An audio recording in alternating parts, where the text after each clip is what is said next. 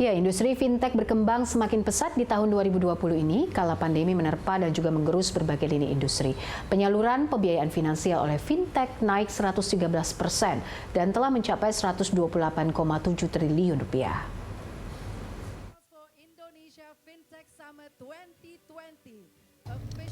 Industri finansial teknologi atau fintech menunjukkan pertumbuhan kinerja yang signifikan. Per September, total penyaluran pembiayaan telah mencapai 128,7 triliun rupiah atau naik 113% dibanding tahun 2019. Jokowi minta agar para pelaku fintech tidak hanya menjadi penyalur dan penyedia pembayaran online saja, namun juga mengambil peran menjadi penggerak utama literasi keuangan Indonesia serta memperluas pemasaran digital bagi UMKM.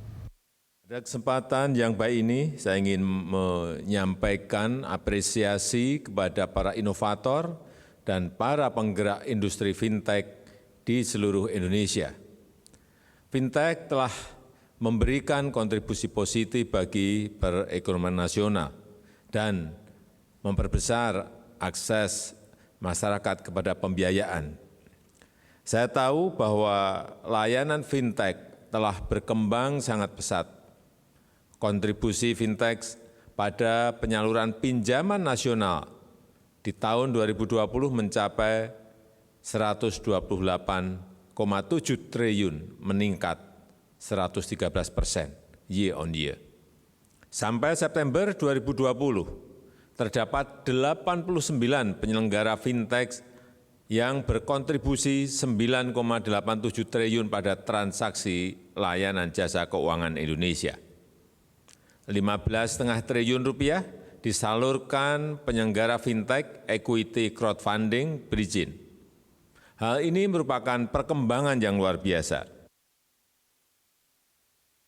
Tak hanya soal literasi dan inklusi keuangan, perkembangan teknologi di sektor jasa keuangan juga memicu berbagai potensi risiko.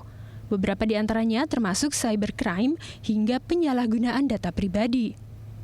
Pada Oktober lalu saja misalnya, tim Satgas Waspada Investasi OJK menemukan dan memblokir 206 fintech lending ilegal. Sejak tahun 2018, Satgas tercatat telah menghentikan sebanyak 2.923 fintech lending yang ilegal. Dalam 10 tahun terakhir, kerugian masyarakat akibat investasi dan pendanaan ilegal yang di dalamnya termasuk fintech lending ilegal bahkan disebut mencapai 92 triliun rupiah. Tim Liputan, Berita 1. Ya, industri fintech telah berkembang pesat dalam beberapa tahun terakhir pemirsa, namun pandemi telah mendorong makin banyak orang menggunakan layanan teknologi digital, termasuk di sektor jasa keuangan. Dan di satu sisi, ini ada beberapa PR penting, tingkat literasi keuangan digital masyarakat Indonesia, misalnya, ini masih sangat rendah, baru 36,5%. 35,5% maksud kami. Lalu bagaimana strateginya agar fintech ini bisa meningkatkan peran dan juga mendorong pemulihan ekonomi nasional? Kita akan membahasnya bersama Sekretaris Jenderal Asosiasi Fintech Pendanaan Bersama Indonesia atau AEPI, Sunu Widiatmoko, serta peneliti Pusat Inovasi dan Ekonomi Digital Indef, ada Mas Media Wahyudi Askar. Saya sapa dulu narasumber saya, Pak Sunu dan juga Mas Media. Terima kasih sudah bergabung bersama kami hari ini dalam Hot Ekonomi. Apa kabar? Baik, Mbak. Sehat. Oke, baik. Sehat-sehat selalu ya. Semoga sehatnya juga sama dengan sehat isi dompetnya dan juga keuangannya. Terutama kalau kita bicara soal fintech. Fintech ini adalah masa depan keuangan Indonesia. Saya mungkin ke Pak Sunu dulu. Saya ingin tahu pendapat dari AEPI terkait kondisi fintech di Indonesia. Ini kan kabarnya 113% kenaikannya dan Pak Jokowi juga sudah bicara di Indonesia Fintech Summit 2020. Silakan Pak Sunu. Baik, terima kasih Mbak Poppy. Saya sebetulnya ingin melengkapi yang telah disampaikan oleh Pak Presiden bahwa disbursement atau pencairan pinjaman untuk fintech sudah mencapai 128 triliun di bulan September. Ya, sebetulnya yang lebih menggembirakan adalah pada bulan September pencairan bulanan mantuman itu sudah sama dengan tingkat pencairan pinjaman pada saat sebelum terjadinya pandemi, yaitu di bulan Desember dan bulan Januari. Nah, menurut saya ini merupakan suatu tren yang sangat menggembirakan bahwa fintech lending bisa di depan di dalam upaya untuk pemulihan ekonomi nasional. Jadi kami sangat bergembira bahwa pencapaian mantuman sudah tercapai di bulan September dan kami harapkan nanti di angka di bulan Oktober, November itu akan lebih baik lagi. Jadi kita benar-benar sangat berharap kondisi baik ini trennya dan arahnya tetap bisa dipertahankan. Demikian, Oke, baik. Saya ke Mas Media. Mas Media, kalau menurut pengamatan Anda sendiri, secara makro, secara fundamental, kondisi fintech di Indonesia sendiri seperti apa kacamatanya? Saya kira fintech memainkan peranan penting ya di tengah kondisi pandemi COVID-19 ini. Sebetulnya jauh sebelum COVID-19 kita selalu berbicara soal digitalisasi, financial teknologi dan seterusnya. Tapi kemudian memang ketika COVID melanda terjadi akselerasi yang sangat cepat begitu, sehingga memang secara real di lapangan masyarakat harus menyesuaikan. Di mana sekarang aktivitas berbelanja mulai dari kebutuhan sehari-hari, bahkan sekolah bekerja harus dilakukan secara virtual dan online. Nah, pergeseran ini juga terjadi di sektor finansial gitu, di mana jual beli online meningkat secara signifikan. Tadi juga disampaikan oleh Bapak Presiden dan juga oleh bicara sebelumnya bahwa memang terjadi percepatan yang sangat signifikan dalam hal financial technology di Indonesia. Kalau secara makro, saya melihat ini adalah sebuah tren yang positif, begitu. Artinya di tengah pandemi, tentu kita harus melakukan segala cara ya, termasuk salah satunya adalah mendorong sedemikian rupa fintech bisa berperan.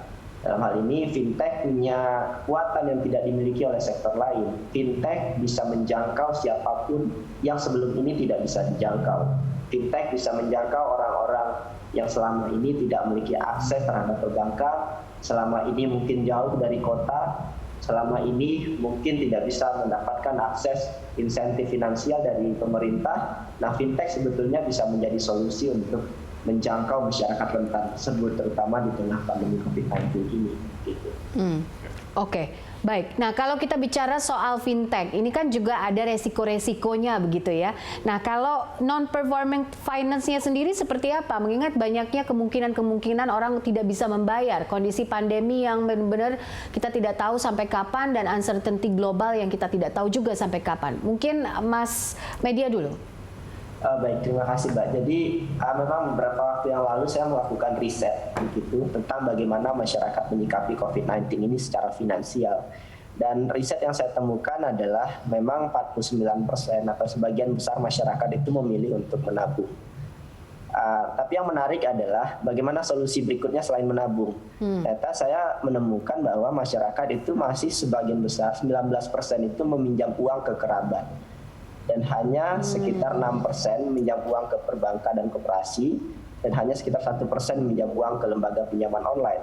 Artinya memang ada kondisi di mana literasi digital, literasi keuangan masyarakat belum bisa mengimbangi perkembangan financial teknologi saat ini, begitu. Sehingga ada banyak sekali kondisi-kondisi di mana masyarakat khawatir begitu, terutama pemberitaan-pemberitaan di mana banyak pinjaman online yang kemudian terjadi fraud di situ begitu. Walaupun memang ini kendala di lapangan sangat kompleks ya Mbak, artinya belum tentu intensional, ada juga kondisi unintentionally di mana fraud itu terjadi berawal dari miskomunikasi antara konsumen dengan produsen, antara pelaku fintech dengan konsumen, di mana banyak masyarakat yang masih belum bisa memahami konsep-konsep finansial yang sederhana, bagaimana menghitung suku bunga, apa itu inflasi, bagaimana mengelola risiko dan seterusnya. Sehingga memang kita mendengar beberapa bulan terakhir terjadi peningkatan dalam hal fraud, sehingga memang perlu didorong ke depan regulasi-regulasi yang bisa memperkuat kemampuan masyarakat, begitu dalam arti memperkuat pengetahuan masyarakat sehingga fraud ini bisa dihindari atau setidaknya dikurangi, dan financial technology betul-betul bisa menjadi solusi oleh masyarakat. Tidak hanya sekarang kalau panik minjam uang ke tetangga, minjam uang ke saudara, tapi sebetulnya fintech bisa hadir gitu di saat kondisi sulit ini, gitu Mbak. Oke, Pak Sunu, soal non-performing finance-nya sendiri, seperti apa saat ini kondisinya sendiri di fintech ini? Baik, saya rasa non-performing loan atau non-performing financing itu saya rasa dalam kondisi COVID ini tentu saja meningkat ya. Ini inline dengan institusi keuangan yang lain. Jadi kalau di fintech sendiri, NPF kita sebetulnya kita itu menghitungnya dari tingkat keberhasilan pinjaman, jadi 100% minus NPF. Nah, cuman karena kita menggunakan supaya istilah yang sama, supaya orang nggak bingung, jadi cuman saya dalam diskusi ini saya akan menggunakan istilah NPF juga. Jadi pada saat sebelum pandemik, rata-rata NPF fintech lending industri secara keseluruhan itu berkisar di angka 3%, 2-3%. Nah, pada saat pandemi ini, PSBB terus terang meningkat tajam. Di bulan Agustus, NPF kita di angka 8,8%. Namun demikian, di bulan September mengalami penurunan sedikit menjadi 8,3. Meskipun penurunannya kecil, saya melihat ini suatu sinyal bahwa kita menghitung NPF ini agak berbeda dengan perbankan, dengan multi finance yang lain, karena kita menghitung berdasarkan 90 hari. Jadi ada waktu 90 hari sampai itu dinyatakan sebagai non-performing. Nah, kita melihat ada restrukturisasi, ada waktu 90 hari. Jadi kita melihat bahwa setelah September ini trennya akan semakin menurun dengan adanya restrukturisasi dan perbaikan income dari beberapa peminjam yang telah mungkin pendapatan meningkat sehingga dia bisa melakukan pembayaran terhadap pinjamannya sehingga kategori NPF-nya bisa diperbaiki.